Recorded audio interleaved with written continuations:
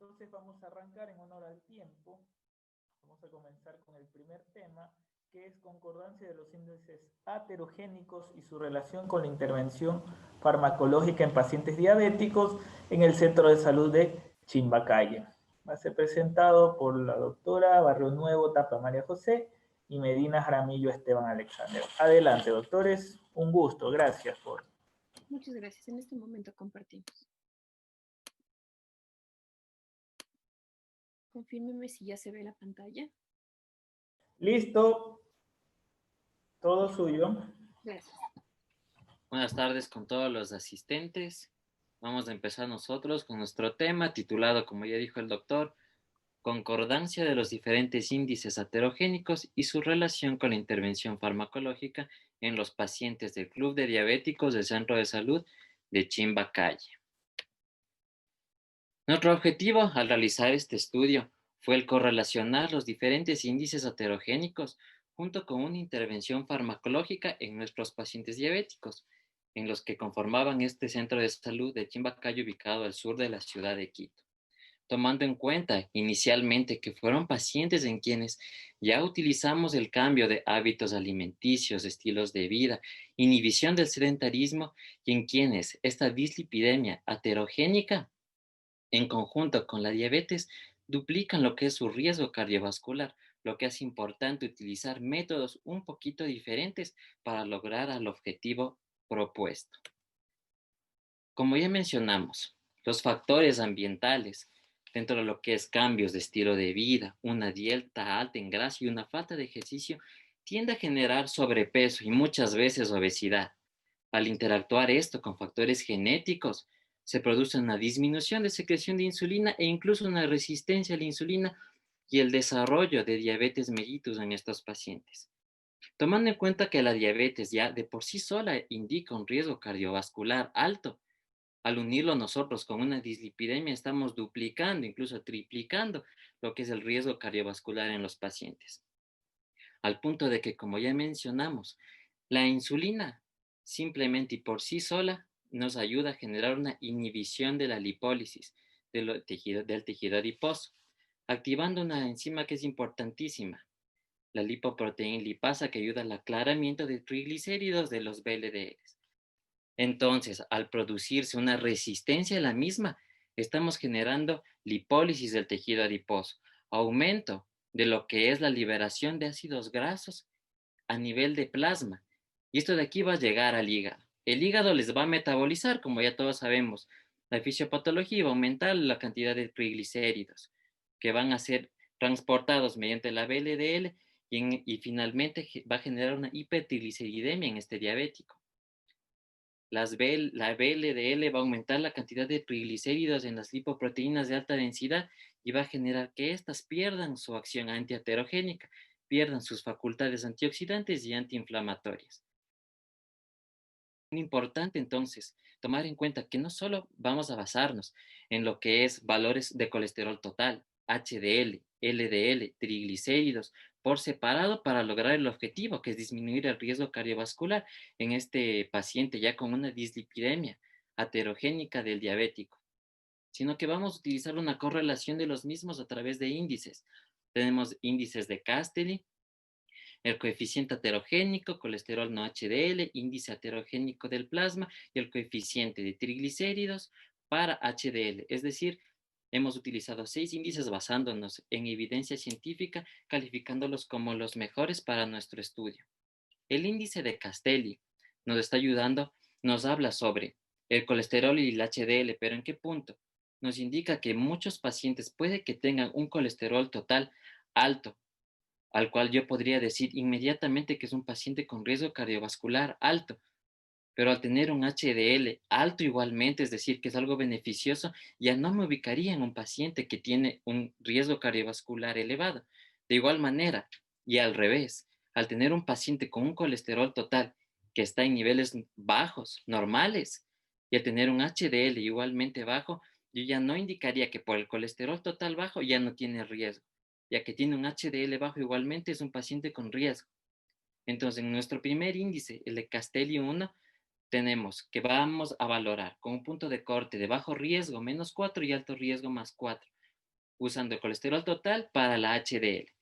En Castelli 2, LDL dividido para HDL con punto corte para determinar el riesgo de 3, el coeficiente heterogénico, utilizando la fórmula de colesterol total menos HDL sobre HDL, utilizando un punto corte para determinar el riesgo de 2. El colesterol no HDL, utilizamos colesterol total menos HDL con punto corte de riesgo de 130, el índice heterogénico del plasma utilizando el logaritmo de triglicéridos sobre HDL, calificando como bajo riesgo menor de 0,1, moderado de 0,1 a 0,24 y de alto riesgo mayor a 0,24.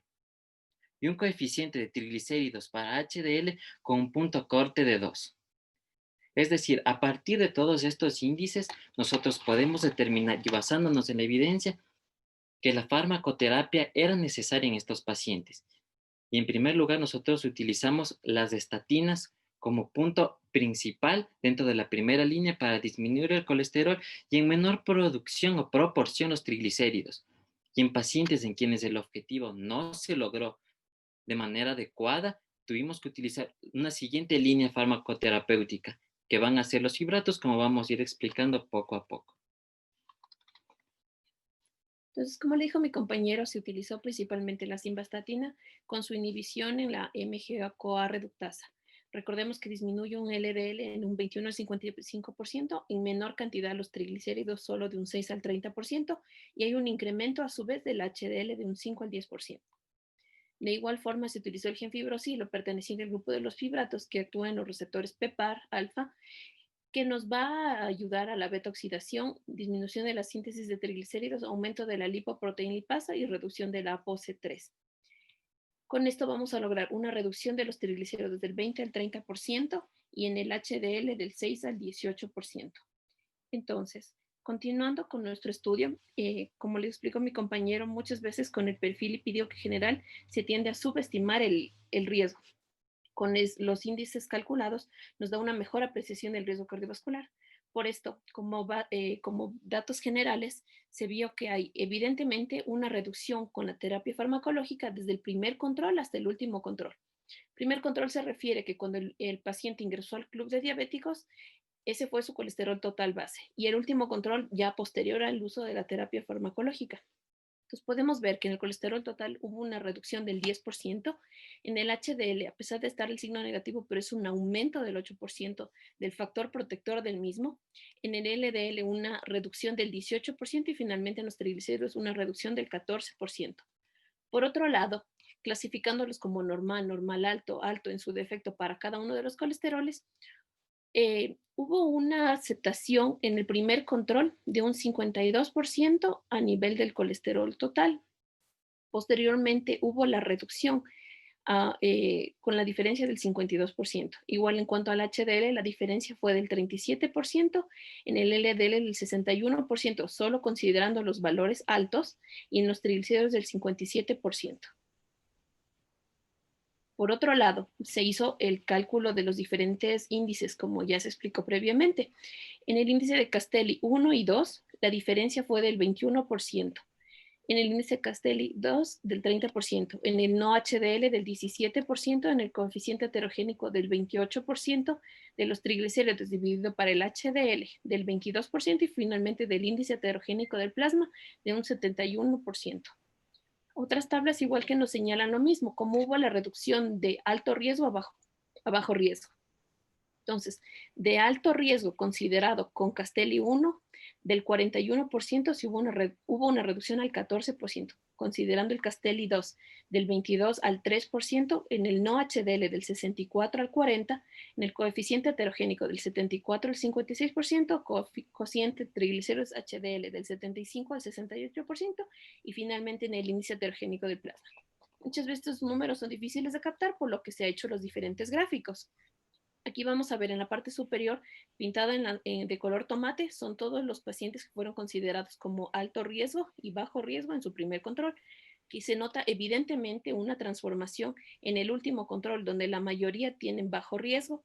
Por ende, al utilizar estos índices heterogénicos vamos a calcular mejor el riesgo y, como nos explicaba previamente, no vamos a subestimar un colesterol HDL que esté en, por ejemplo, un 33, decimos está apenas bajo. Pero si ya calculamos con estos índices, vamos a tener una mejor correlación. Entonces, ¿cuáles son nuestras conclusiones? Que en general hubo mejoría en todo el perfil lipídico, con reducción del colesterol total, del LDL, de los triglicéridos, con su correspondiente aumento del porcentaje del HDL. Los índices aterogénicos en general tuvieron una reducción significativa y la terapia farmacológica es efectiva. Recordamos un poco que se utilizó simvastatina y gemfibrocilo porque son medicamentos que se encuentran en el cuadro básico. Y como enseñanza para el resto de los compañeros, que es importante utilizar estas fórmulas matemáticas para no infravalorar el riesgo de nuestros pacientes. Muchas gracias.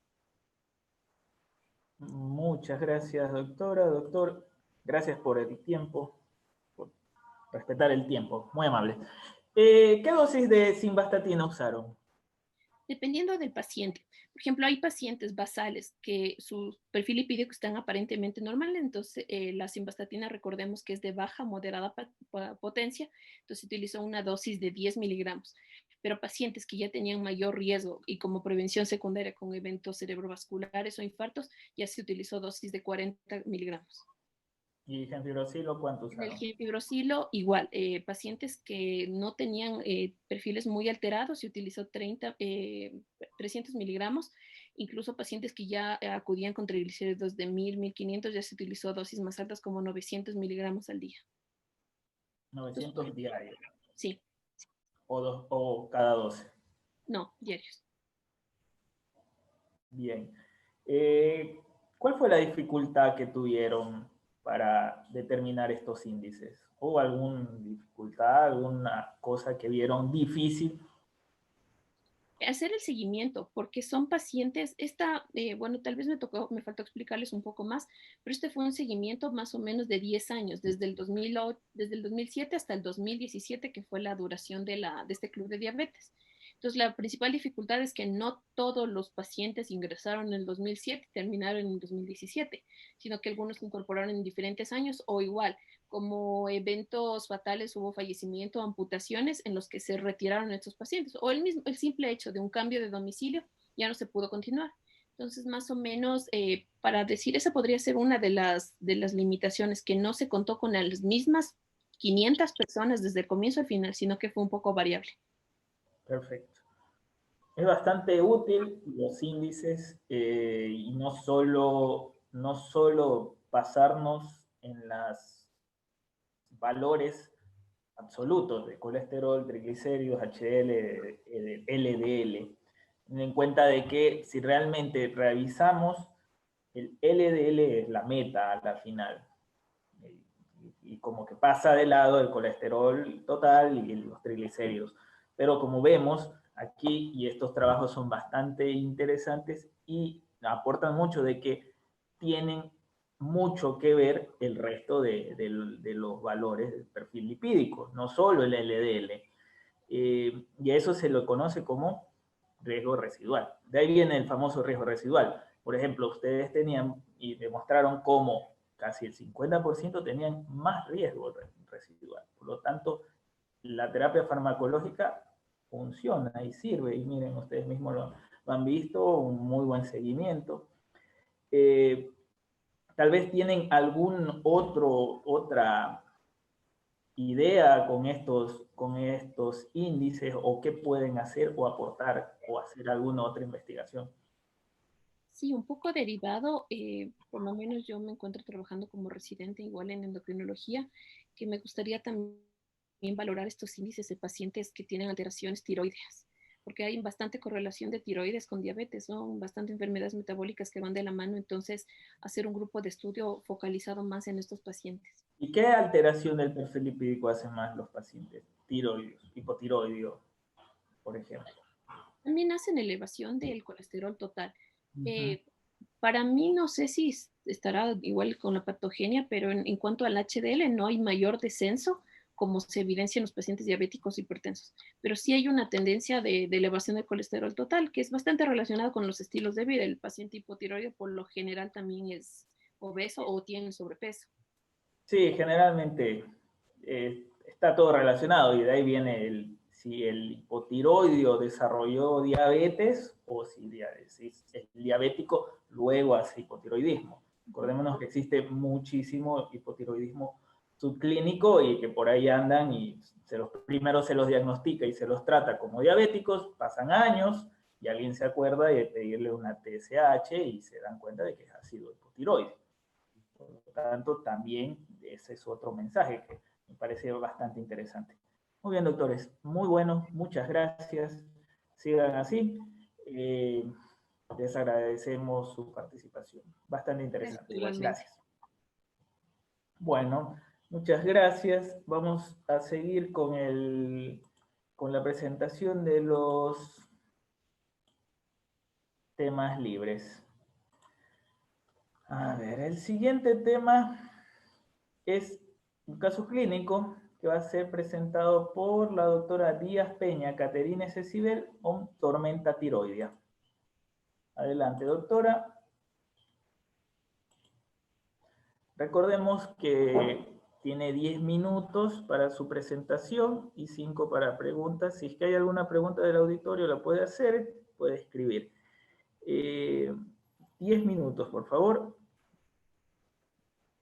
Adelante. Buenas noches, ¿pueden ver la pantalla? Sí, perfecto, se ve bien. Buenas noches. Primero quería agradecerles por permitirme poder exponer este caso a todo el grupo. Me parece un caso muy interesante. Y en segundo lugar, pedirles disculpas por el cambio en la parte de la exposición de los temas, ya que estoy de turno. Bueno, No se preocupe, doctora. Nuestro tema es sobre tormenta tiroidea. Esto es... como definición podemos tener que es una patología que se define como una manifestación clínica extrema del hipotiroidismo. Esto aparece entre el 1 al 2% de los casos del hipertiroidismo y la mortalidad se estima que está entre el 20 al 30% de los pacientes que presentan esta tormenta tiroidea. Esta puede estar producida por un incremento súbito de las hormonas tiroideas circulantes o por el incremento de una biodisponibilidad celular. Y lo más importante es que esta patología se la considera una urgencia médica y es lo más importante que tenemos que recordar. En la parte clínica se manifiesta como síntomas como fiebre sin foco, diaforesis, vómitos, diarrea, puede presentar dolor abdominal, fallo hepático con ictericia inexplicable, puede presentar el paciente ansiedad, psicosis, temblor fino, hasta alteración de la conciencia. Entre las causas pueden estar dadas por una causa mantenida, como es un paciente con hipertiroidismo no tratado, es decir, no conoce que tiene esta patología, o en pacientes que tienen diagnosticado el hipertiroidismo, pero que tienen un tratamiento irregular.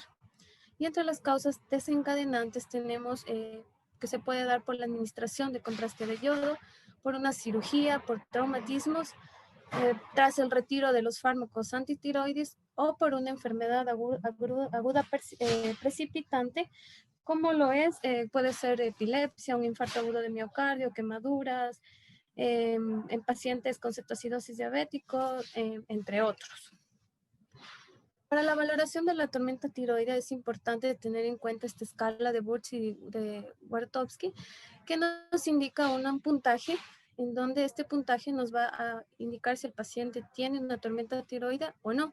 En este nos valora el sistema nervioso, el sistema termorregulador, el gastrointestinal y el sistema cardiovascular. Cada uno nos va a dar un puntaje según el síntoma o el signo que el paciente presente.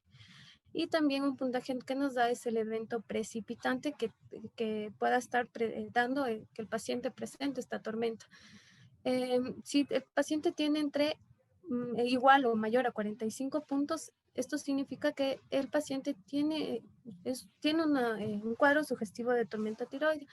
Si presenta entre 25 a 44 puntos, tiene un alto riesgo de tormenta tiroidea inminente, y si tiene menor a 25 puntos, el diagnóstico de la tormenta es improbable. Entonces, para conocer esta parte general, les voy a presentar el caso clínico. Se trata de un paciente masculino de 17 años de edad con antecedentes patológicos de hipertiroidismo en tratamiento irregular con propanolol 20 miligramos 3 veces al día. Y me refiero a irregular debido a que el paciente nos refería que tomaba su medicamento cuando él se acordaba. En los antecedentes patológicos familiares tenemos que tenemos que el paciente tuvo una bisabuela que falleció por cáncer tiroides y los abuelos paternos con diabetes mellitus tipo 2. Entre quirúrgicos no refirió nada, las alergias no refiere y en los hábitos alcohol y tabaco no refirió tampoco. El motivo de consulta por el que el paciente se acercó es por dolor torácico y vómito.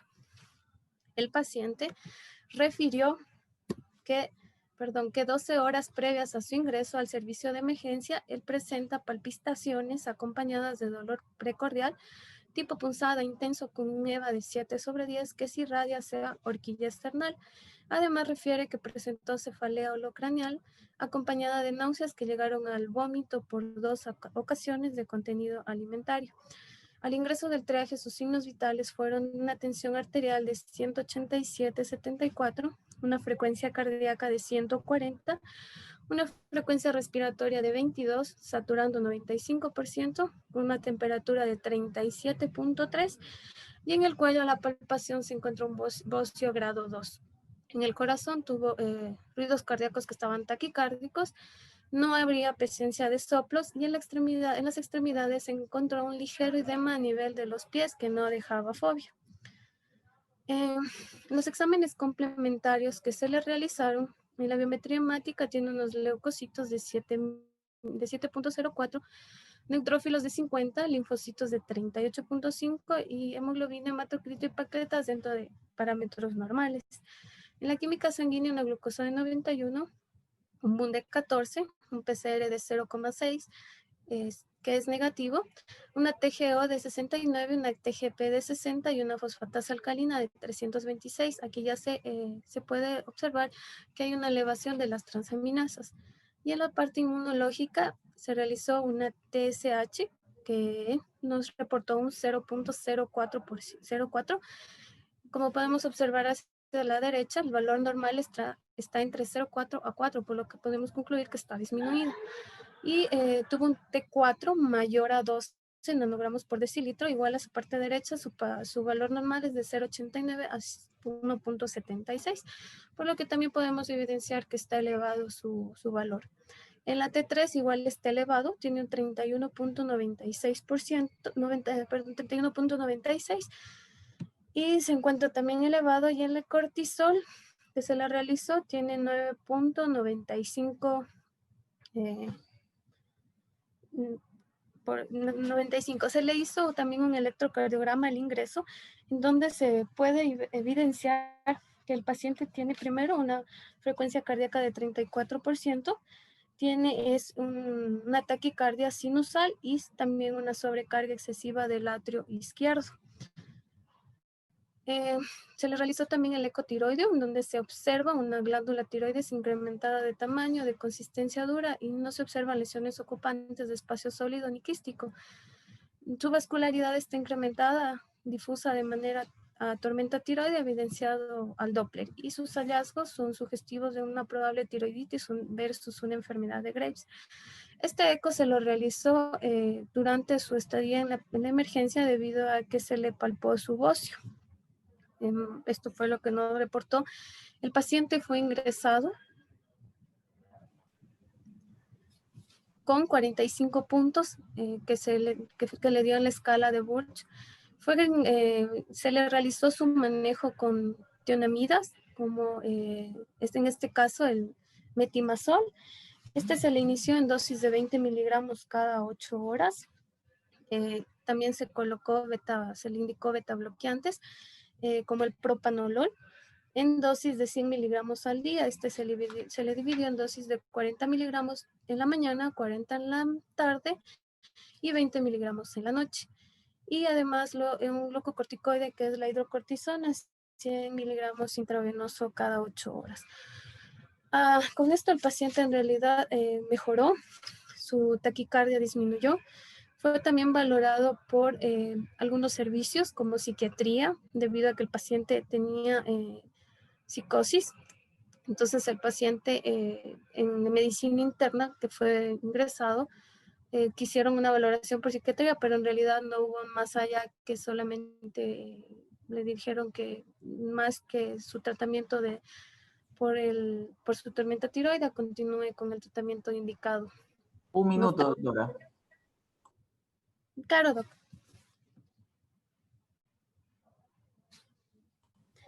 En oftalmología, la doctora descartó que tengo alguna patología oftalmológica y en cardiología estuvo todo normal. Ellos consideraron dar el alta y además se le realizó una gamografía tiroidea que puso de manifiesto una captación difusa, intensa, temprana del trazador que fue compatible con la enfermedad de Graves y se le dio el alta con metamizol y propranolol hacia la casa. Esta patología es una etiología de una etiología más común que es la enfermedad de Graves, aunque no se puede descartar que también pueda presentarse por un adenoma tóxico óseo multinodular tóxico.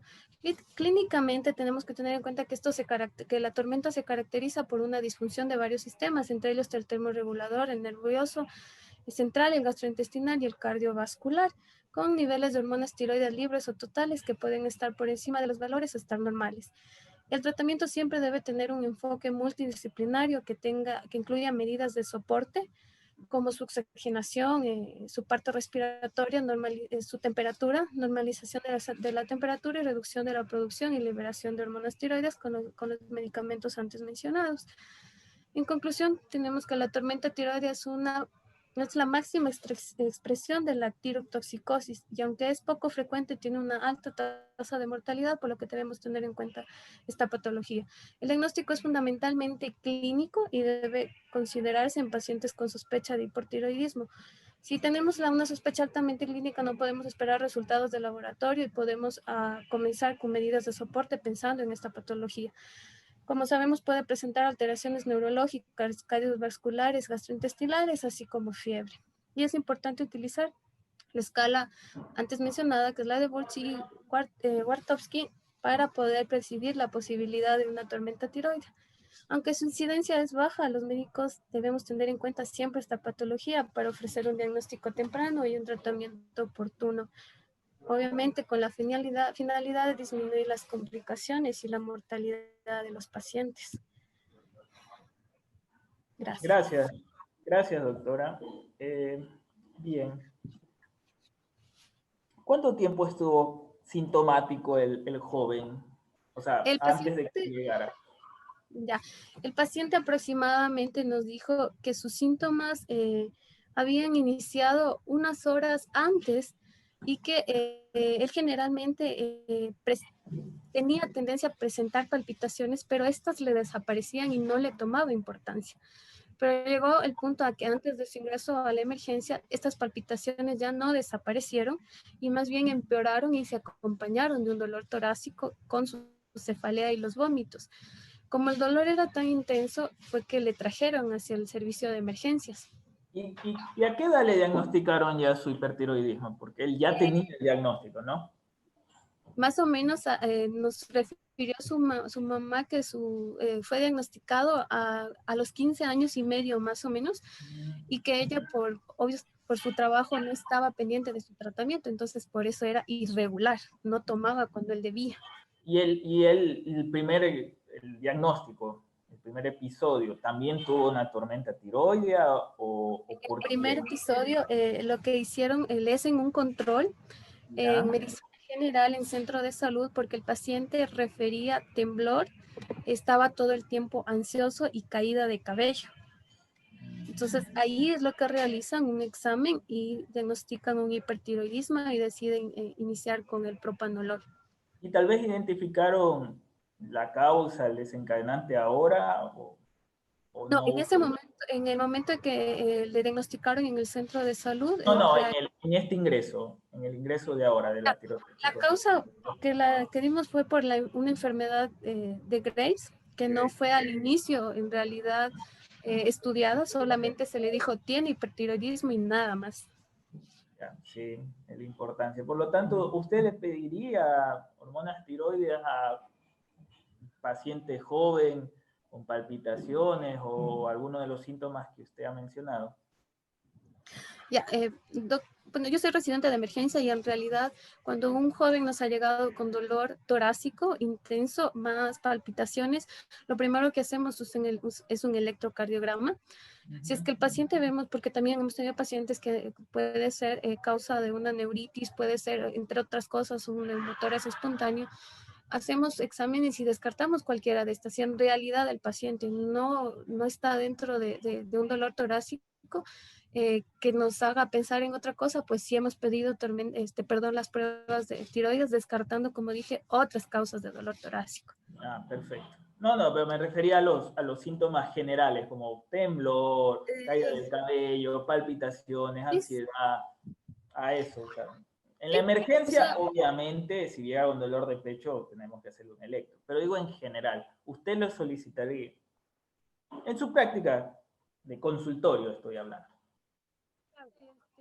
Si me da clínica, si el paciente tiene clínica, sí. Claro, sí, hay que pensar en tiroides. Sí, es raro, se dice que es raro, pero ¿por qué no lo buscamos, no lo pensamos? Mire, este joven pasó 2 años con una enfermedad de Graves. Entonces, sí, es importante. Si tiene clínica, obviamente, es necesario solicitarlo, especialmente palpitación en el joven, temblor en el joven, taquicardia. Sí, hay que pensar en tiroides. Bueno, muy amable doctora, muchas gracias, felicitaciones. Gracias. Bueno, continuamos con el siguiente tema, a ver, ya. Vamos con tormenta tiroidea, ya está. El siguiente tema va a ser presentado por la doctora Kisilema Ron Viviana Angie, con un caso clínico de tirotoxicosis, otro caso de tiroides. Doctora, no se olvide, tiene 10 minutos. Gracias. Adelante. Sí, buenas noches. Continuando con la exposición de nuestro grupo, yo voy a exponer acerca de la tirotoxicosis. Ya, la tirotoxicosis, el hipertiroidismo se caracteriza por un incremento en la síntesis de hormona y secreción de la glándula tiroidea. Tirotoxicosis se refiere desde el punto de vista clínico a las manifestaciones que ocurren cuando los tejidos del organismo se exponen y responden a un exceso de hormona tiroidea. Desde el punto de vista bioquímico, la tirotoxicosis se define como el aumento sérico de las hormonas tiroideas T3 y T4, independientemente de la supresión o no de la prevalencia es igual frecuencia en caucásicos, hispanos, asiáticos, más bajo en afroamericanos. Es más común en mujeres en la tercera y sexta década de vida. El hipertiroidismo se caracteriza por un aumento en la producción de T3 y T4 y una disminución de la TSH como resultado del metabolismo de la glándula tiroidea. Dentro del hipertiroidismo, tenemos que el primario, la causa más frecuente es la enfermedad de Graves y el hipertiroidismo secundario es por una causa central. Dentro de los factores del hipotiroidismo tenemos factores genéticos y factores ambientales. Dentro de los ambientales se encuentran el estrés, el tabaquismo, infecciones o la ingesta de yodo. En cuanto a la presentación de caso clínico, tenemos una paciente femenina de 28 años de edad con antecedentes de síndrome de ovario poliquístico en tratamiento con terapia hormonal combinada desde hace 1 año. Antecedentes familiares, su madre es hipertiroidea y su abuela materna con diabetes mellitus tipo 2 e hipertensión arterial. Quirúrgicos alérgicos no refiere. En cuanto al motivo de consulta de nuestra paciente, es debido a una masa en cuello. La paciente refiere que aproximadamente 6 meses presenta cuadros de malestar general, letargia, pérdida de peso, con excesiva caída de cabello, dificultad para dormir y crecimiento de una masa levemente palpable a nivel de cuello sin tratamiento previo. El paciente acude al servicio de emergencia por presentar vómitos acompañado de deposiciones diarreicas sin causa aparente. En cuanto al examen físico, tenemos que una presión arterial de 160, una frecuencia cardíaca de 113 latidos por minuto, una respiratoria de 21, saturación del 93%, una temperatura de 36.7 grados con un Glasgow de 15/15. Dentro de lo positivo tenemos la presencia de una tiroides 1A, que sería una tiroides aumentada de tamaño, palpable pero no visible, sin adenopatías cervicales, abdomen, ruidos hidroaéreos incrementados y ligeramente dolorosos a la palpación profunda. En los exámenes de laboratorio tenemos una biometría dentro de parámetros normales, un PCR de 4, una química sanguínea normal. No encontramos alteración en la función renal ni hepática. Los electrolitos de igual manera no se encuentran alterados a pesar de los vómitos y diarreas. El colesterol y triglicéridos dentro de lo normal. Y el uroanálisis y coproparasitarios no infecciosos. Se le realizó una beta-HCG por ser una paciente encontrándose en una etapa fértil, la cual salía negativa. Las hormonas tiroideas, tenemos una TSH bajos, 0.02, 3 elevadas, 3 de 10. Reportó una ecogenicidad normal, homogénea, con bordes lobulados. De acuerdo por la presencia de la alteración en las hormonas, se le realizó anticuerpos tiroides. Se le hizo anticuerpo antiperoxidasa, que reportó de 36, siendo su valor normal menor de 32, y un anticuerpo antirreceptor de TSH de 17, siendo su valor normal menor de 14. Al encontrarse una T4 y T3 elevada, una TSH disminuida y unos anticuerpos elevados, nos encontramos frente a una enfermedad de Graves-Basedow. Se realiza la valoración de la escala de Burch y Wartowski para descartar un cuadro de tormenta tiroidea por los signos y síntomas que presentó la paciente al ingresar a la emergencia, dándonos un puntaje de 25, en el cual tenemos una tormenta improbable. Se le realizó una gamografía de tiroides donde se observó la presencia de una glándula hipercaptante. Cabe recalcar que estas imágenes no son de la paciente, son únicamente para tener idea, para poder observar la hipercaptación en la enfermedad de Graves. En cuanto al manejo clínico de estos pacientes, tenemos que los fármacos antitiroideos más utilizados son las tionamidas, como el propiluracilo y el metamizol, que inhiben la síntesis de las hormonas tiroides al interferir con la iodación mediada por la peroxidasa tiroidea.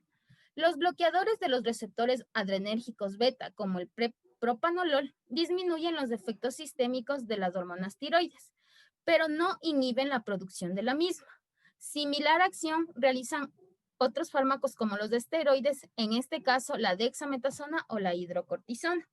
La paciente fue manejada en estancia hospitalaria con metamizol de 20 miligramos cada 8 horas vía oral e hidrocortisona de 100 miligramos IV cada 8 horas. Existen varias modalidades para el tratamiento de la enfermedad de Graves, como es que consiste en drogas antitiroideas, cirugía, el tratamiento con yodo radioactivo. Dentro de las drogas antitiroideas existen dos tipos, el propiluracilo y el metamizol.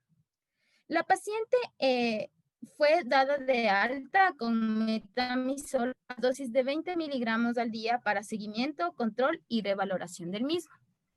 Tenemos que como conclusión, la enfermedad de Graves es un trastorno autoinmunitario. Su diagnóstico está determinado por los signos y síntomas de tirotoxicosis y confirmado por los niveles bajos de TSH y un nivel alto de tiroxina. La elección del tratamiento dependerá de la gravedad de la tirotoxicosis, el tamaño del bocio, la edad, la disponibilidad de fármacos antitiroideos, la respuesta al tratamiento y las comorbilidades. Muchas gracias. Muchas gracias, doctora. Otro caso de trastorno tiroideo. ¿Cuál sería la diferencia entre tirotoxicosis, tormenta tiroidea, hipertiroidismo, tiroiditis?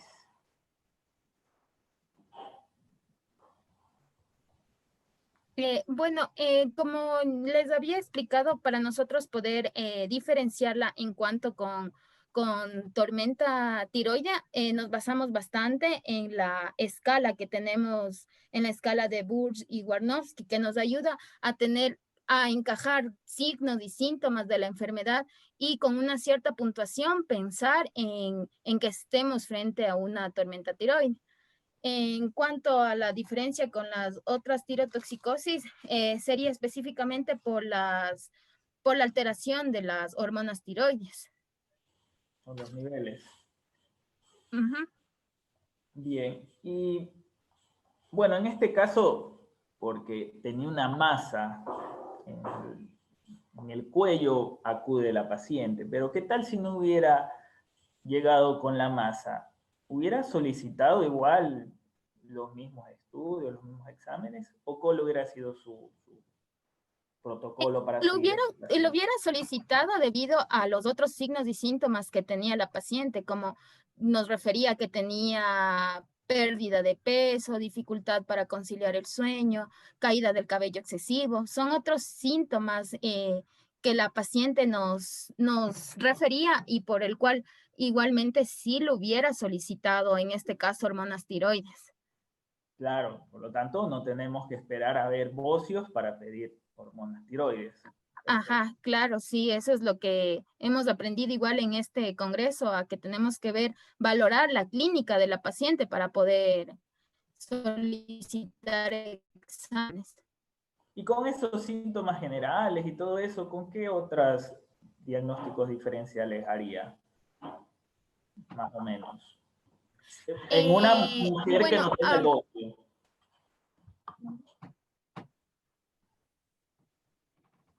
también puede ser con un bocio multinodular, que Ya. le podría hacer un diagnóstico No, diferencial sin en bocio. cuanto a tiroides, Claro, no, es una por la mujer que presencia da de la pérdida. masa que la paciente refería. No, no, no. En otra paciente. Llega otra paciente, Ah, llega con pérdida de peso, pérdida del cabello, fiebre, malestar general, llega con dolor, le duele todo el cuerpo. ¿Qué otros diagnósticos se le ocurrirían pensar?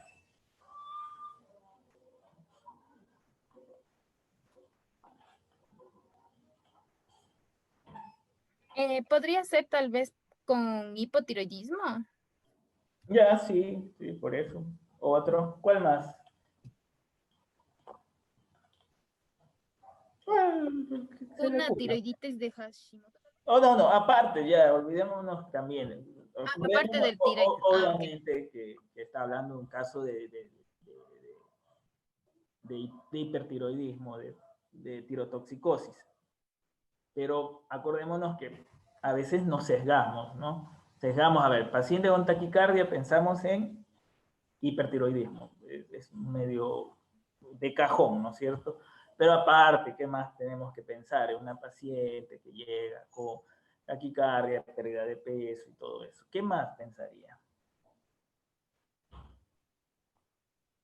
Tal vez un CA por la pérdida de peso. Ah, ¿qué más? Bien, o sea, sí, eso, el mensaje es que las patologías tiroides simulan muchas enfermedades, simulan enfermedades autoinmunes, acordémonos que está con una mujer en edad fértil, ¿sí? Simulan cáncer, la tuberculosis, que recordemos que es bastante endémica en nuestro medio, otras infecciones crónicas, dependiendo de dónde están. ¿En qué hospital están ustedes? Disculpe. En el Pablo Arturo. Ah, en Quito. Sí. Ah, ya, bueno, por eso tienen bastante de estos casos, ¿no? Que no es tan frecuente al menos en la consulta diaria de nosotros. Muy bien, doctora. Muchas gracias. Gracias por Muchas ilustrar, gracias. por compartir sus experiencias. Muy importante lo que están haciendo. Muchas gracias, decían así. Bueno, y continuando con el cronograma, vamos a seguir con el doctor Rivera Obando Alain Michel. Espero haberlo pronunciado bien. Diabetes mellitus tipo 1. Un reporte de caso de una diabetes mellitus tipo 1. Adelante, doctor. Buenas noches, ¿cómo Buenas está? noches. Recuerde que tiene 10 minutos. Adelante. Bueno, voy a conversar el siguiente caso. Es un debut diabético, una diabetes mellitus tipo 1, un reporte de caso. La definición de diabetes mellitus tipo 1, primero que nada, es una enfermedad crónica que se define como la pérdida parcial o total de las células beta de los islotes de Langerhans pancreáticos con la consiguiente incapacidad de la producción de insulina. Dichas manifestaciones clínicas se presentan cuando hay un 10 al 20% de tejido indemne. Es de tipo inmunitario. Hay que recordar que es una alteración genética del HLA de las células beta pancreáticas y dicha alteración genética es estimulada por factores ambientales. Por ejemplo, antecedentes infecciosos, además también se ha visto lo que es lo que produce la resistencia a la insulina. El objetivo de este informe es presentar un caso clínico de un paciente que presentó una sintomatología específica de diabetes mellitus tipo 1 con su manejo en la unidad de emergencias. Presentación de caso. Tenemos un paciente masculino de 17 años de edad, nacido y residente en Quito, instrucción secundaria, ocupación estudiante, estado civil soltero, diestro, católico, mestizo, ORH positivo, antecedentes patológicos personales no refiere, los familiares, una abuelita materna con diabetes mellitus e hipertensión arterial, los quirúrgicos no refiere, alergias no refiere, los hábitos, alimentario 3 veces al día, misional 5 veces al día, defecatorio 1 vez al día, no consumo de alcohol, no consumo de tabaco, no exposición a biomasa.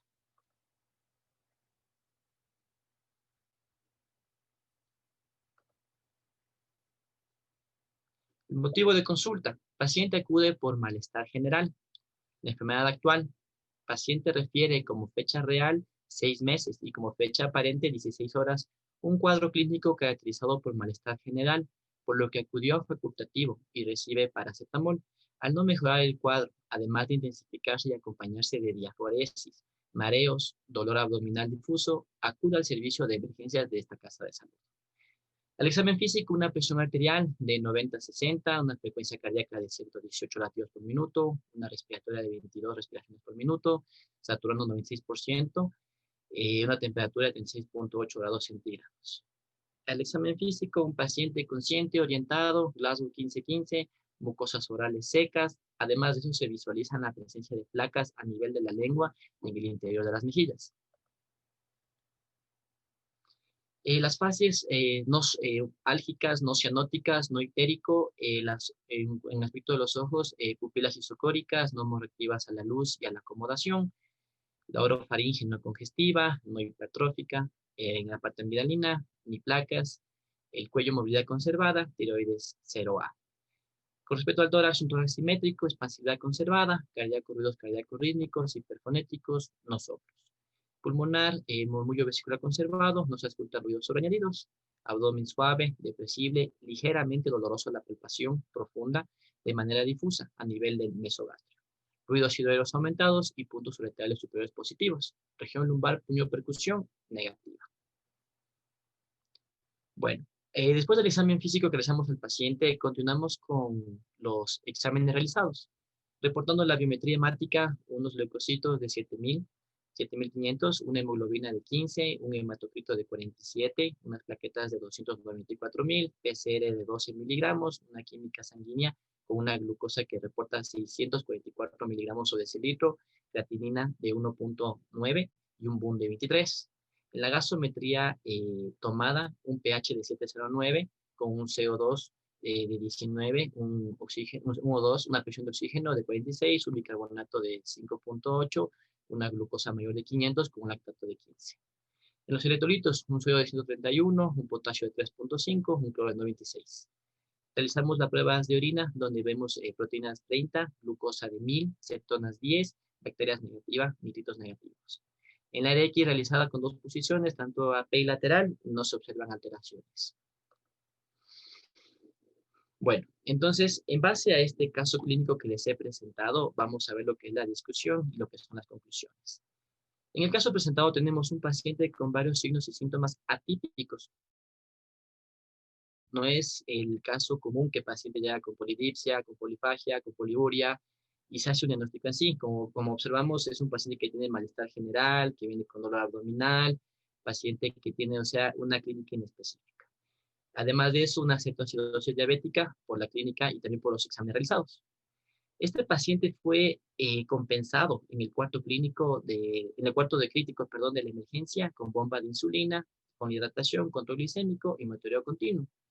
El manejo del paciente se hizo conjuntamente con el servicio de medicina interna, posterior a la compensación y el manejo continuo utilizando insulina NPH en la unidad del FlexPen y su seguimiento por la consulta externa. La clínica que presentó el paciente es muy inespecífica, por lo que en los exámenes complementarios evidenciamos la hiperglicemia, lo cual es consecuencia de la deficiencia absoluta o relativa de insulina asociada a un exceso de hormonas contrarreguladoras, por lo que la sospecha fundamental fue de cetoacidosis. El 15% de pacientes son los que presentan este debut diabético de manera clínica atípica. Conclusión. Debemos recordar que la diabetes mellitus, al ser una enfermedad crónica, se caracteriza por la destrucción de las células beta pancreáticas.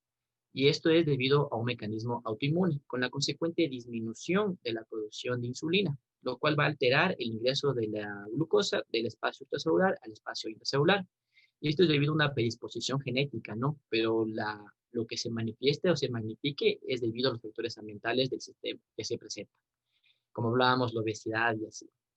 Los pacientes con cetoacidosis necesitan un control estricto con una vigilancia de signos vitales, glicemia capilar, Glasgow, diuresis horaria, balance hídrico, electrolítico y gasométrico. Lo importante para el control de la cetoacidosis es evaluar la presencia de cetonas en orina. El objetivo principal es bloquear la cetogénesis con el uso de insulina. De esta forma se restaura el equilibrio ácido-base y se restablece la captación de glucosa. Gracias. Gracias, doctor. Muchas gracias. Otro paciente con taquicardia, miren, por ejemplo, en estos casos. ¿Le pidieron hormonas tiroides? No, por ejemplo, en este paciente, al realizar los exámenes iniciales, vimos que la química sanguínea reporta una glucosa ya de 600 y más. Entonces, eso fue lo que nos guió más para pensar la cetoacidosis diabética asociada con la gasometría y también claro, en el análisis. Sí, pero no sé, no está de más. Sí, sí, o sea, recordemos que la diabetes tipo 1 es autoinmune y las enfermedades de tiroides también son autoinmunes, por lo tanto, sí, la asociación no es típica, pero hay que pensarlo, hay que pedirlo. Obviamente hay que trabajar sobre la marcha. Llega un paciente con pH de 7,9, obviamente, y glucosa de 600, vamos después a pensar en eso. Pero nos queda de enseñanza en el grupo de ustedes, que me parece bastante interesante que nos compartan su experiencia. Sí, exactamente, o sea, la emergencia en sí es al paciente, y después ya en consulta externa con medicina interna, iniciamos exámenes. Por ahí, al compensarle la cetoacidosis, al otro día, por ahí también. No está de más pedirle al menos TSH. Y le pidieron anticuerpos para... Antitiroglobulina y antiperoxidasa. No. Para antipancreático. Antiislotes, antiinsulina. Sí, claro, doc, para hacer porque con eso se evalúa cómo está el nivel de destrucción del páncreas. Claro, y sí le pidieron. Sí. Ya desde el manejo, desde la hospitalización ya. ¿Y con qué se quedó? ¿Con qué tratamiento quedó el joven? El paciente se quedó con el basal bolus. El paciente estaba con la basal de NPH y con los bolus de insulina de acción rápida. Y tal vez identificaron el desencadenante ¿tuvo alguna infección, una transgresión, algo? Paciente, o sea, al examen físico no se ve alteraciones de obesidad o alteraciones que lleven a un síndrome metabólico. pero, o sea, evaluando al paciente en los antecedentes que nos refiere, como usted vio, no nos reporta nada. Como también vimos, es una clínica muy específica y más los exámenes de laboratorio en este caso nos colaboraron un poco más. Bien, y mencionan que, no, que el debut no fue el típico. ¿Cuál es el debut típico del diabético tipo 1? Paciente con polidipsia, con polifagia, con poliuria, con malestar general. Ese es el paciente que llega Bueno, con ese una... es el tipo 2. Realmente el tipo 1 debuta con cetoacidosis. Es lo clásico. El Claro, o paciente sea, llega con cetoacidosis, llega con alteración de conciencia, muy deshidratado, por ahí llegan con el hiperosmolar y todo eso. Pero bueno, es importante la experiencia que nos están compartiendo de que se está haciendo diagnósticos y que se los está tratando y tratando bien. Y obviamente ustedes en la emergencia le ayudaron y lo salvaron, porque si iba a otro lado, donde no le pedían una glucosa y simplemente le trataban el malestar general, imagínense qué hubiera pasado. Hubiera llegado más complicado o quién sabe qué. Bueno, sí, doctor, doctor. le agradecemos mucho. Muchas gracias a ustedes por compartirnos sus experiencias. Y los invitamos para el próximo congreso para que también presenten sus trabajos. Les agradecemos mucho. Muy amable. Muchas gracias, doctor. Un gusto. Cuídense mucho. Igualmente. Bueno, vamos a seguir con los casos. No, en este caso vamos a presentar un trabajo de investigación que va a ser presentado por la doctora Ureña Rodríguez Erika Viviana. El tema va a ser enzimas hepáticas en paciente diabético con tratamiento oral e insulina. Adelante, doctora Ureña. Recuerde que tiene 10 minutos, por favor. El auditorio es suyo.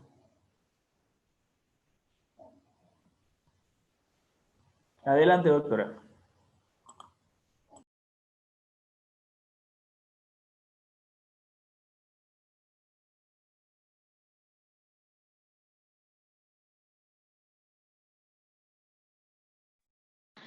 Buenas noches con todos. ¿Sí me escuchan? Sí, estoy, creo que no. Sí, sí, perfectamente. Buenas Perfectamente. noches con todos. Como tema, el tema del estudio es enzimas hepáticas en pacientes diabéticos con tratamiento oral e insulinoterapia.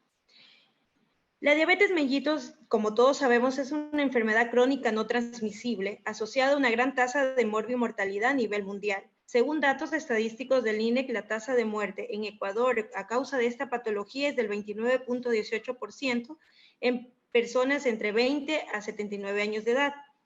Esta enfermedad no solo se asocia a aterosclerosis o enfermedades cardiovasculares, enfermedades renales y el cáncer, también tiene un amplio espectro de enfermedades hepáticas crónicas.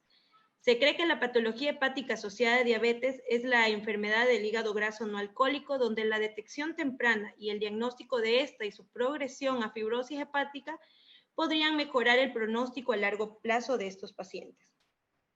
Como sabemos, el hígado es un órgano con múltiples funciones en el organismo. Ayuda a lo que es en la gluconeogénesis, en la glucogenólisis.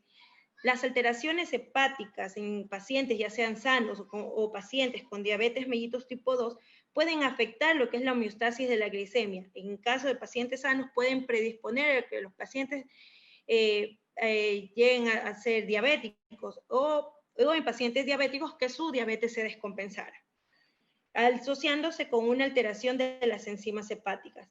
Por otro lado, el diagnóstico de diabetes mellitus tipo 2 en pacientes con enfermedad hepática crónica es un riesgo independiente de mal pronóstico y se asocia a mayores complicaciones e incluso mortalidad. La metformina, que es como monoterapia, tiene efectos bioquímicos que manifiestan su beneficio en el tratamiento de los pacientes diabéticos con enfermedades hepáticas crónicas, ya que no produce ni incrementa el daño hepático.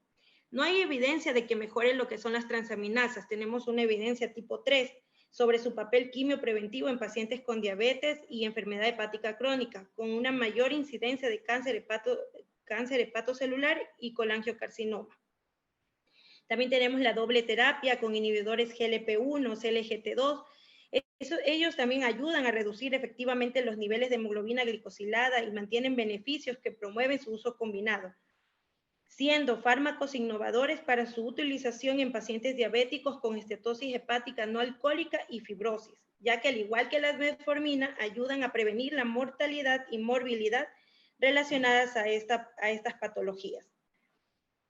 Respecto ante todo esto, entonces el objetivo de este estudio es analizar la relación del tratamiento en pacientes diabéticos y los niveles de transaminasas hepáticas. Este es un estudio analítico del tipo transversal en pacientes diabéticos atendidos en la consulta externa, en un consultorio particular, durante el periodo de tiempo de enero del 2018 a enero del 2020 en la ciudad de Machala. El principal objetivo, como decía, es analizar la relación que hay entre el antidiabético que está tomando, ya sea oral o insulinoterapia, y los niveles de transaminasas hepáticas. En este estudio tenemos una población de 263 pacientes, de los cuales se analizó la población con valores de TGO, 205 pacientes, y TGP, 207 pacientes. Se utilizó este grupo de pacientes para poder realizar el análisis. Como criterios de inclusión tenemos a pacientes diabéticos que cuenten con un laboratorio completo, glicemia, hemoglobina glicosilada y las transaminasas, y que se detalle el tipo de tratamiento que tiene el paciente. Se excluye a todo paciente diabético que no tenga el tratamiento, no sepa sobre su tratamiento o resultados de laboratorios incompletos. Entre los instrumentos tenemos las historias clínicas, el análisis de la misma, el exámenes de laboratorio, el procesador de datos estadísticos SPSS y un componente humano. Entre los resultados tenemos, tenemos 263 pacientes que se estudiaron. De predominio tenemos el sexo femenino equivalente a 169 pacientes, corresponde el 64.3%, frente a 35.7 de pacientes del sexo masculino, equivalente a 94 personas. La media de la edad fue de 62.85 años, el tiempo de diagnóstico con una media de 11.66 años, la media de la glicemia fue de 166 miligramos por decilitro, de hemoglobina glicosilada, la media de la hemoglobina glicosilada fue de 8.94%, la media de los valores de TGO fue de 27.76 y de TGP de 31.21. En base a lo que es el tipo de tratamiento, tenemos clasificados valores en 244 pacientes. El tratamiento oral, ya sea con monoterapia, 73 pacientes que correspondían al 29.9%, doble terapia, 83 pacientes que corresponden al 34%, triple terapia de 26 pacientes que corresponde al 10.7%. Tratamientos con insulinoterapia, el 38 pacientes que equivale al 15.6%, y una terapia combinada entre oral e insulinoterapia, 24 pacientes que corresponde al 9.8%. Ahora, la asociación que se realizó entre el tratamiento que tenían los pacientes y la TGO con el TGP, tenemos en valores de TGO, como decíamos, teníamos 205 pacientes y TGP 207 pacientes. Existe una asociación fuerte positiva entre la TGO y la TGP de 0.71 de nuestros pacientes, con una relevancia significativa, estadísticamente significativa, de una P de menos de 0.05. Con la TGO normal tenemos de 84.4 pacientes y elevada a un 15.6%. Con la TGP normal tenemos de 89.9 y elevada a un 10.1%. Es decir, que en la mayoría de los pacientes encontramos que la TGO y la TGP se encontraban, en la mayoría de el mayor porcentaje de los pacientes encontrábamos en valores normales. Es decir, encontramos una asociación nula entre el TGO y su tipo de tratamiento, es decir, de 0.04. Una relevancia significativa, estadísticamente significativa, una P de menos de 0.05 y una asociación nula entre 0.03 entre TGP y su tipo de tratamiento con relevancia significativa de 0.05, un índice de confiabilidad del 95%. Ya, en nuestro estudio encontramos dentro de los valores normales de TGO con porcentaje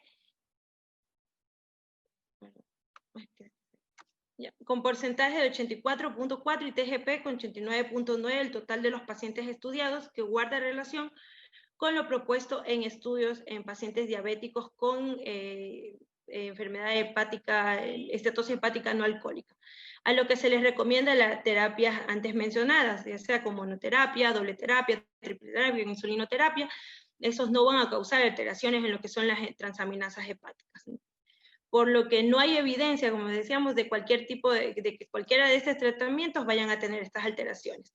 Es más, en lo que son pacientes diabéticos, la opción en el manejo, que si ya tienen un acentuado, que es una enfermedad hepática, cetosis hepática no alcohólica, lo que va aquí el tratamiento es dirigido a los cambios del estilo de vida, a la reducción del peso. Encontramos también lo que son sensibilizadores a la insulina, la metformina, como decíamos, nos ayuda a disminuir el daño a nivel hepático, la pioglitazona, lo que es vitamina E, miméticos de incretinas, ácidos grasos, omega 3, agentes reductores de colesterol, orlistat y la cirugía bariátrica.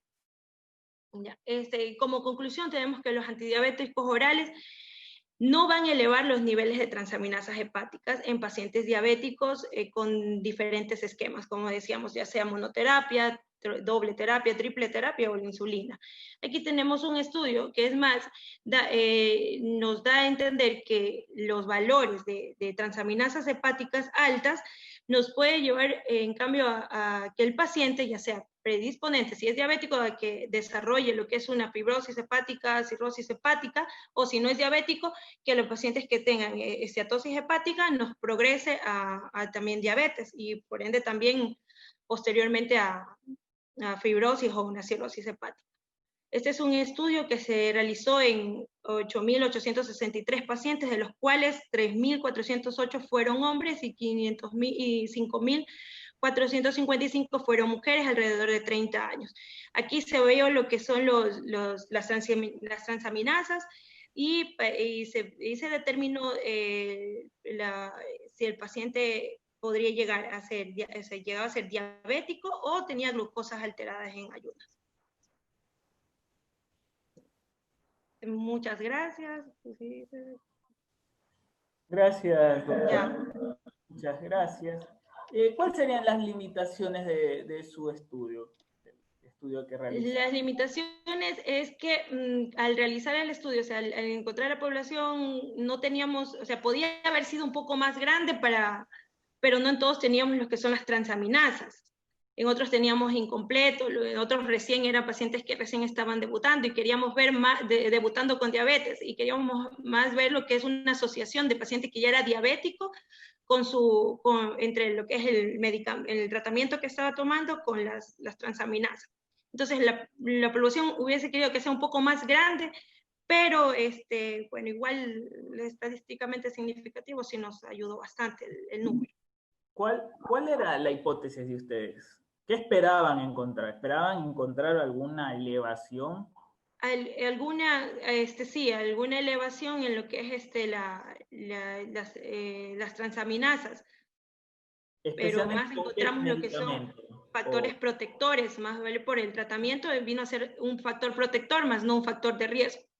Pero no, ustedes, como su hipótesis, que pensaban encontrar una elevación de las transaminasas, ¿esperaban encontrar esa elevación con qué medicamento? ¿Cuál era la hipótesis de ustedes? La conclusión y los resultados demostraron lo contrario. Ya, con lo que es la metformina. Pensamos que tal vez había una hepatotoxicidad con metformina. Bien. Porque estaba leyendo, ¿mande? Sigue, continúe.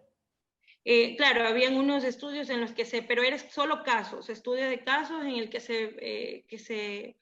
se veía toxicidad por metformina, pero sin embargo no había estudios en sí realmente de que... ¿Y con qué dosis? Tal vez leyó, tal vez decía ahí la dosis de la metformina. No, eso. Bueno, ¿y cuál sería esa relación en el paciente en riesgo de diabetes de transaminasas altas? Las transaminasas altas, ¿qué es lo primero que pensaría usted? Un paciente con esteatosis hepática y un paciente obeso. Por lo tanto, hay asociación. Claro, ¿O no hay sí. asociación? No, sí hay asociación.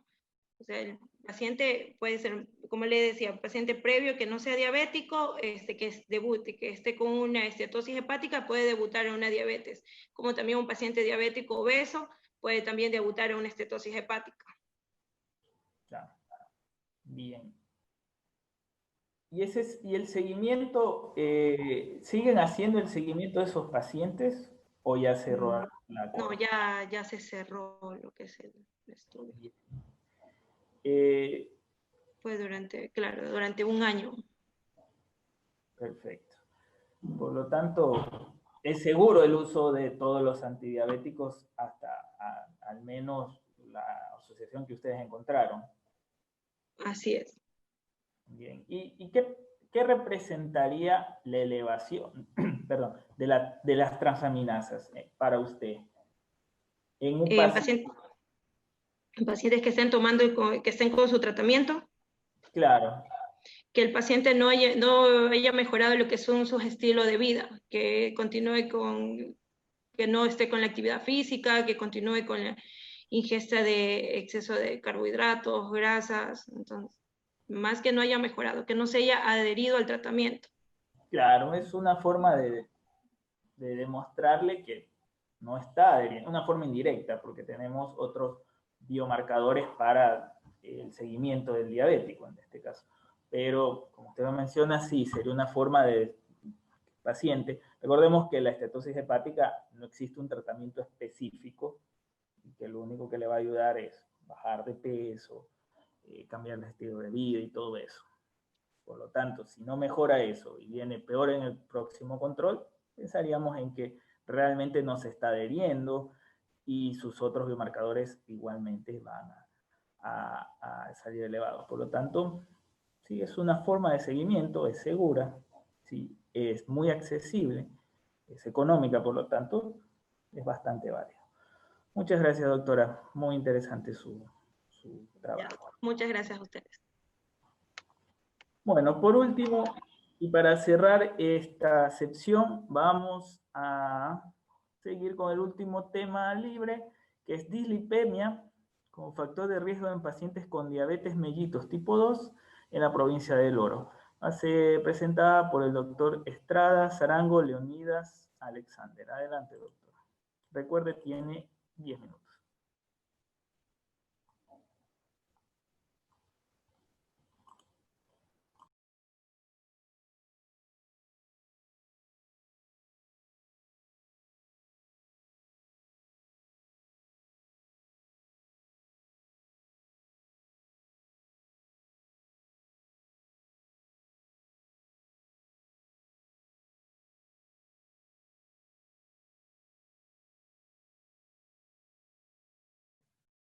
Buenas noches.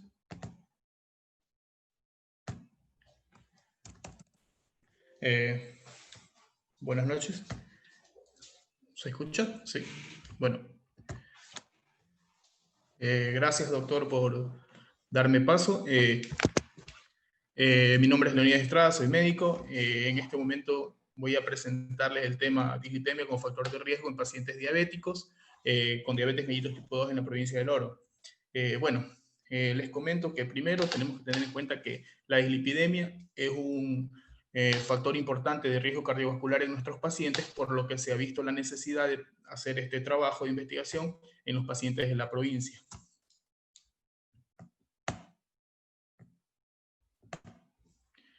Como una pequeña introducción, vamos a hablar de la dislipemia, que es que la enfermedad arteriosclerótica es la causa primordial o principal de muerte y mortalidad en pacientes diabéticos. Principalmente en estos casos, los pacientes diabéticos predisponen a hacer alteraciones en los lípidos en comparación a los pacientes diabéticos tipo 1, ya que los pacientes diabéticos tipo 2 generalmente son pacientes con una alteración del estado metabólico. El 80% de nuestros pacientes diabéticos tipo 2 van a fallecer con alteraciones con dislipidemias demostradas, de las cuales el 75% de estos pacientes van a presentar aterosclerosis coronaria, el 25% enfermedad cerebrovascular o enfermedad arterial periférica. En el UCA-PDS nos dice que el 50% de estos pacientes con diabetes mellitus tipo 2 van a presentar complicaciones en el momento del diagnóstico. Nosotros generalmente cuando diagnosticamos un paciente diabético ya lo tenemos con complicaciones de algún tipo. El descenso del LDL equivale a menor riesgo cardiovascular en un 21%. Lo dice el estudio CTT, donde nos determina que disminuir el LDL va a disminuir un 21% del riesgo de padecer un infarto de miocardio, enfermedades coronarias, y al mismo tiempo va a disminuir un 16 o 21% en producirse eventos cerebrovasculares. Incrementar 4 miligramos sobre decilitro de HDL se asocia a un descenso del 15% de eventos cardiovasculares en nuestros pacientes diabéticos. Como fisiopatología, vamos a hablar algo de la producción de los LDL en estos pacientes, donde generalmente se producen por una sobreproducción de VLDL dada por el hígado. Encontramos que se aumenta un flujo de ácidos grasos en el tejido adiposo, que está producido en el tejido adiposo, y esto va a ir al hígado. Generalmente esta central de ácidos grasos va a estar dada en la grasa visceral que encontramos en los pacientes. Por eso los pacientes con insulinoresistencia, con síndrome metabólico y con diabetes mellitus tipo 2 van a tener aumento de la adiposidad central. Y esto de acá va a llevar a que los ácidos grasos lleguen al hígado para producirse los VLDL. Va a haber una síntesis de nuevo de ácidos grasos. Los pacientes diabéticos, como habíamos dicho antes, son predisponentes a sintetizar ácidos grasos. Y la captación de lipoproteínas ricas en triglicéridos por el hígado, esto se da por la misma insulinoresistencia. También cabe recalcar que el control glicémico deficiente de los pacientes van a jugar un papel importante sobre LDL, porque en estudios como el UCA-PDS, estudios como en guías de la ADA, nos determina que pacientes con control glicémico adecuado van a disminuir el riesgo de dislipidemias. Papel de la inflamación, paciente obeso, como habíamos dicho acá, paciente de insulinoresistencia con síndrome metabólico y diabetes mellitus tipo 2, van a presentar aumento de los lípidos a nivel de sangre. Y igualmente el papel de las adipocinas. También se habla de la dislipidemia heterogénica, que es infradiagnosticada, infratratada, y por lo cual nos da mayores complicaciones y aumento de la morbimortalidad de nuestros pacientes. Y esta se caracteriza por un aumento de los triglicéridos, disminución de la HDL y aumento del LDL. Ahora, volviendo a lo que es nuestro estudio, el objetivo de nuestro estudio fue analizar parámetros del perfil lipídico en pacientes diabéticos y determinar si estos pacientes llegaban a tener un riesgo cardiovascular mediante estos parámetros analizados. Como justificación, viendo la necesidad de falta de datos epidemiológicos en la provincia del Oro, no tenemos muchos estudios de esto, decidimos realizar este trabajo de investigación para poder determinar para poder comunicar a los colegas y podamos mantener los parámetros de lípidos adecuados en los pacientes diabéticos que atendamos en la provincia. Como metodología, fue un estudio transversal hecho en pacientes diabéticos que acudieron a la consulta externa de un consultorio particular. Esto fue en el periodo de tiempo enero 2018, enero 2020, en la ciudad de Machala, la provincia del Oro. La población acudieron 263 pacientes diabéticos a los cuales se les realizó exámenes de laboratorio que incluían glicemia, hemoglobina glicosilada, colesterol total, HDL, LDL y triglicéridos. Instrumentos, materiales y técnicas, se realizaron revisión de historias clínicas, exámenes de laboratorio, se utilizó el analizador de datos SPSS suscripción 2019 y el componente humano. Utilizamos valores de referencias como son el colesterol total menor de 200, el LDL menor de 100, el HDL mayor de no presenta riesgo cardiovascular. Estos datos obtenidos en diferentes estudios como son de la Sociedad Europea de Cardiología, de la ADA, de la LAT, donde manejan parámetros. Como resultados, bueno, observamos que de 263 pacientes que acudieron a la consulta, del sexo femenino obtuvimos un 63% de nuestros pacientes y del 7% de los pacientes. Como edad media años y con una desviación de estándar de 13.5 años. Diagnóstico de diabetes mellitus. Pacientes lo tenían alrededor de 11 puntos con una desviación estándar de 8.6 años de diagnóstico. También tuvimos el tratamiento de nuestros pacientes, de los cuales de 244 pacientes que obtuvimos el tratamiento, el 74.6% de los pacientes tenían tratamiento oral, puede ser mono, doble o triple terapia, el 15% terapia y el 9.8% de nuestros pacientes tenían tratamiento combinado de tratamiento oral e insulina. Bueno, en los paraclínicos encontramos que nosotros los datos que quisimos valorar están acá remarcados con negrilla y son los que vamos a resaltar ahora, que fueron el colesterol total, que de 261 pacientes a los que les obtuvimos la muestra de colesterol, esto se mantenía con una media de 190.2 miligramos sobre decilitros con una desviación estándar de 53 puntos. En el HDL encontramos resultados de 240 pacientes con una media de 47 miligramos sobre decilitros con una desviación de 22.1. En el LDL encontramos el resultado en 241 pacientes con una media de 106.7 y con una desviación de 44.7. Y en los triglicéridos, 254 pacientes con triglicéridos de 203.9 y una desviación estándar aproximada de 167.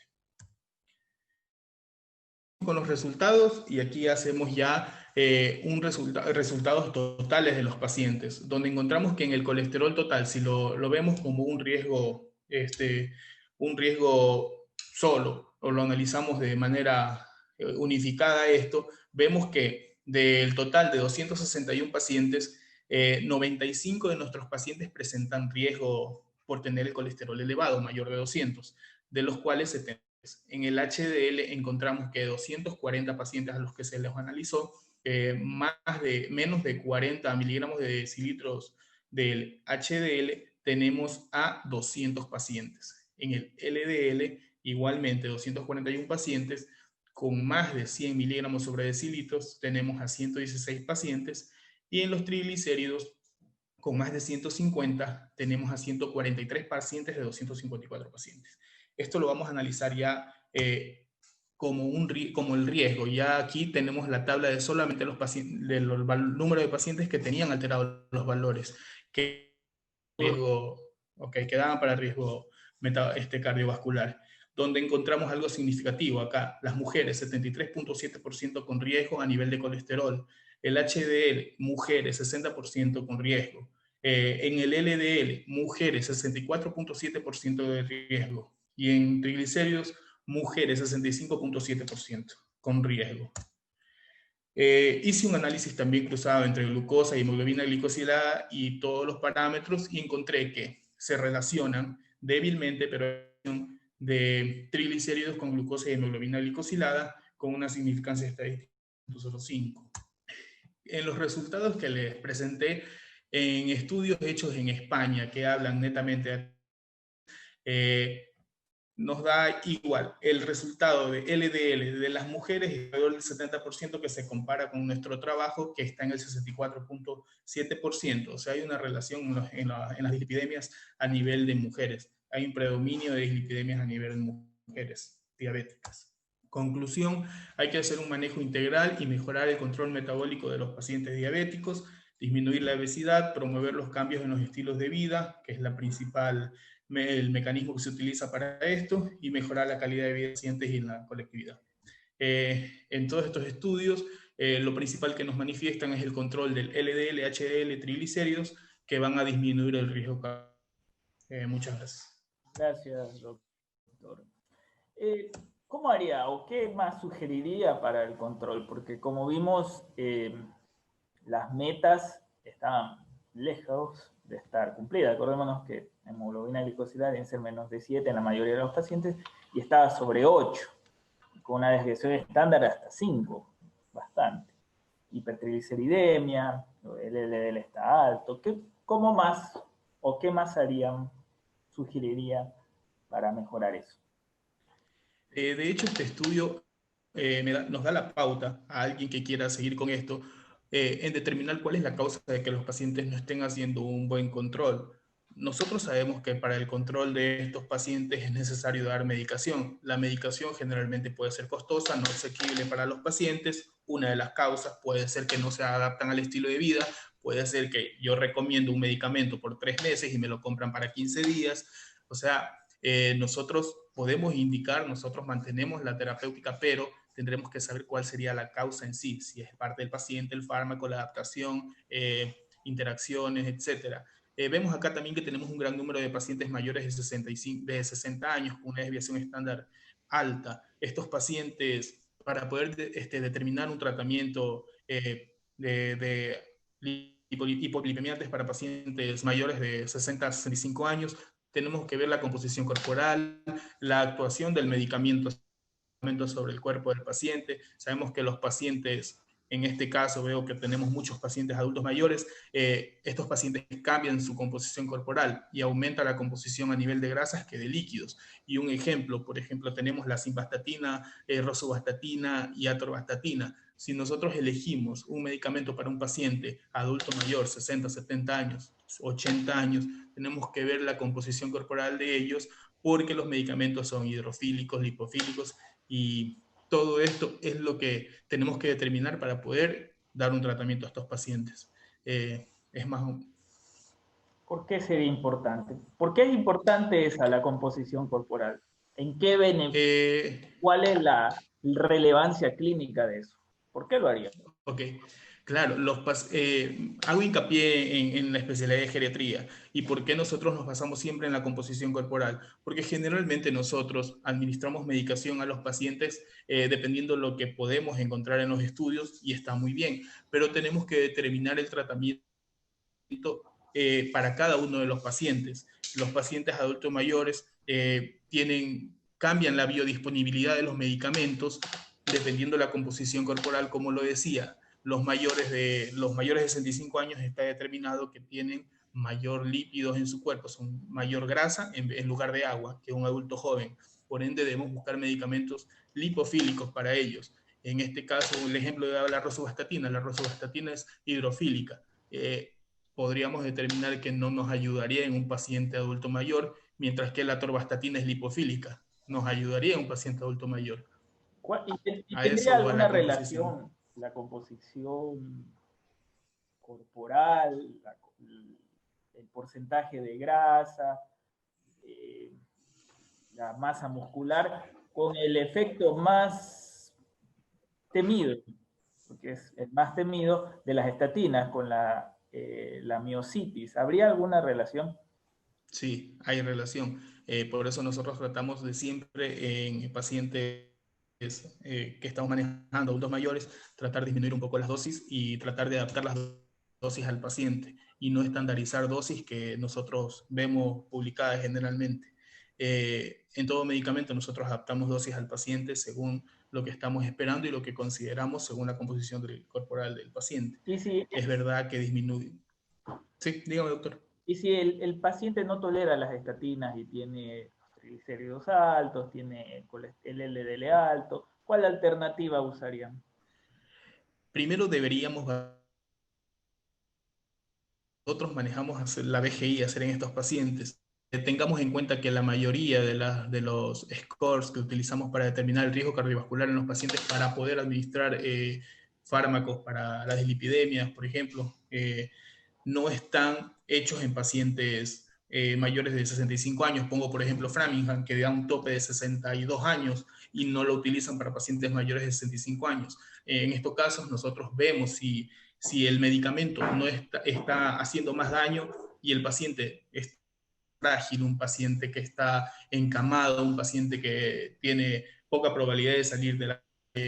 yo analizo si realmente necesita el medicamento, así tenga valores de lípidos alterados totalmente. Muy bien. Perfecto, doctor. Muchas gracias. Bastante interesante. Gracias. Esclarecedor. ¿Sí? Hay que individualizar cada tratamiento. Muy bien, muy interesante. Un gusto verlo, doctor Estrada. Gracias. Bueno.